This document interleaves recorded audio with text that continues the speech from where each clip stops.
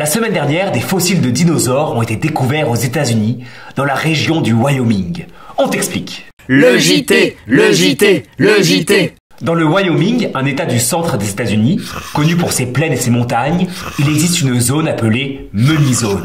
Cette zone est célèbre pour les nombreuses découvertes de dinosaures qui y ont été faites. C'est dans cette zone que des paléontologues, c'est comme ça qu'on appelle les personnes qui étudient notamment les dinosaures, ont découvert des fossiles particulièrement bien conservés de deux Edmontosaurus. Les Edmontosaurus appartiennent à la famille des hadrosaurides, qu'on appelle aussi les dinosaures à tête de canard. Ils mesuraient jusqu'à 12 mètres de long, mangeaient des plantes et se déplaçaient en troupeau.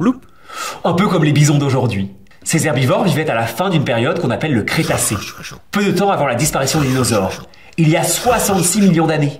Mais alors pourquoi cette découverte est particulièrement importante? Car ces fossiles sont particulièrement bien conservés. On parle de dinosaures momifiés. Il ne faut pas confondre avec les momies comme en Égypte, sur lesquelles on a encore de la peau ou même des muscles.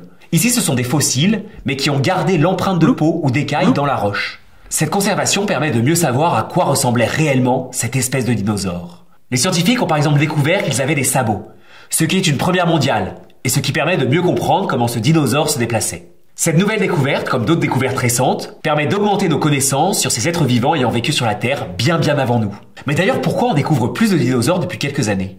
Un immense chemin couvert d'empreintes de dinosaures au Royaume-Uni, une nouvelle espèce de petits dinosaures dans le Colorado, ou un gigantesque sauropode, la famille de dinosaures du Diplodocus, découvert en Chine.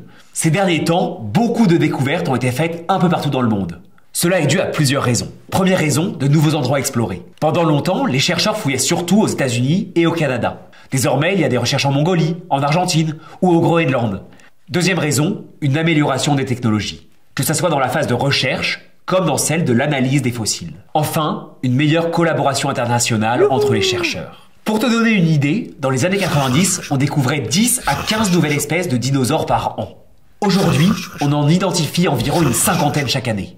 Alors ça en fait des noms compliqués à retenir. Sur ce, je vous laisse, et à la semaine prochaine.